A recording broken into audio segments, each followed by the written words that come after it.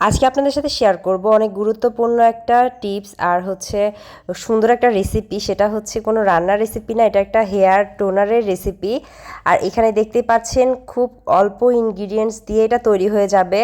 কিছুটা মেথি নিচ্ছি, কয়েকটা তেজপাতা, কয়েকটা লবঙ্গ আর কিছুটা কালো জিরা নিয়ে খুব সুন্দর করে 20 থেকে 25 মিনিট ফুটিয়ে নিতে হবে আর পানিটা একটু কমিয়ে নিতে হবে। তারপরেই তৈরি হয়ে যাবে একটা অনেক উপকারী একটা হেয়ার টোনার।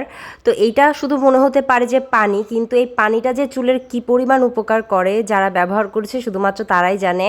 চুল হেলদি করে, চুল পড়া কমায়, চুল লম্বা হতে সাহায্য করে। অবশ্যই আপনারা এটা ব্যবহার করবেন।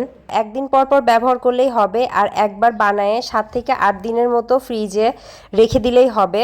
তারপর 7-8 দিন একদম আরামে ব্যবহার করা যাবে। আর এটা নিয়ে কিন্তু শ্যাম্পু করতে হবে তার কোনো মানে নেই। এটা চুলের গোড়ায় গোড়ায় লাগিয়ে খুব সুন্দর করে চুলটা ম্যাসাজ করে নিয়ে শুকিয়ে বেঁধে রাখলেই হবে।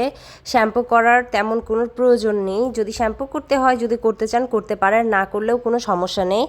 আর এটা অবশ্যই ব্যবহার করে দেখবেন, খুবই উপকারী একটা জিনিস।